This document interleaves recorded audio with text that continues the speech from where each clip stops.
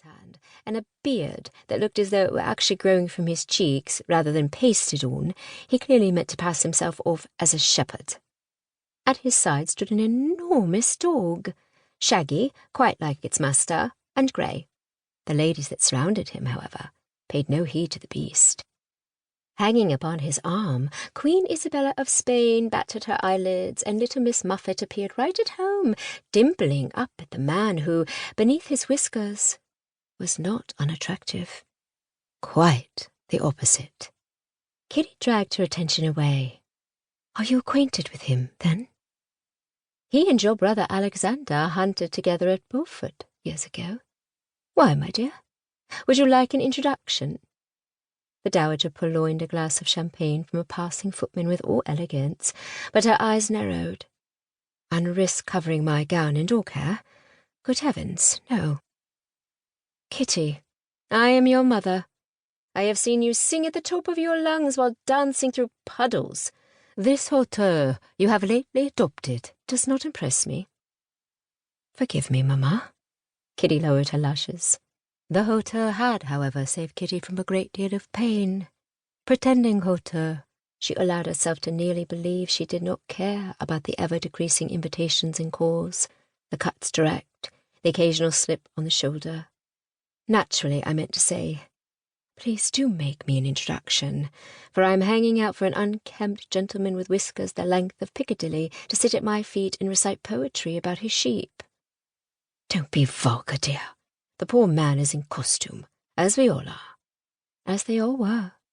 Kitty most especially. A costume that had nothing to do with her Athenian dress. Music cavorted about the overheated chamber, twining into Kitty's senses like the 2 glasses of wine she had already taken, foolishly. She was not here to imbibe, or even to enjoy, and certainly not to indecorously ogle a barbaric Scottish lord. She had a project to see to. As at every society event, she sought out Lambert in the crowd.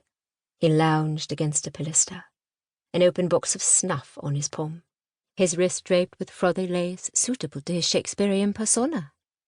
"Mamma, will you go to the card-room tonight?" She could never bear fawning over Lambert with her mother nearby. "No introduction to Lord Blackwood, then?" "Mamma." "Catherine, you are an unrepentant snob." She touched Kitty's chin with 2 fingertips and smiled gently. "But you are still my dear girl." Her dear girl. At moments like this, Kitty could almost believe her mother did not know the truth of her lost virtue.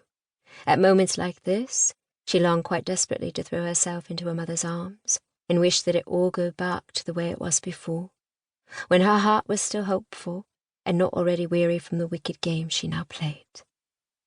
The dowager released her. "Now I shall be off. Chance and Drake each took 100 guineas from me last week, and I intend to win it back.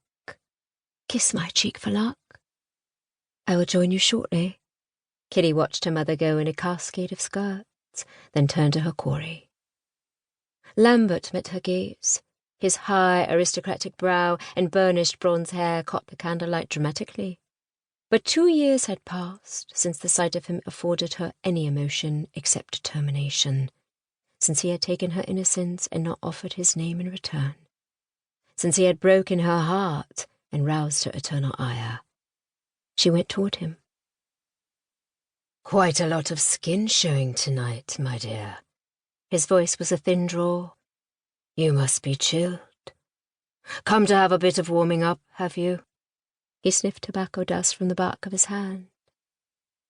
"You are ever so droll, my lord."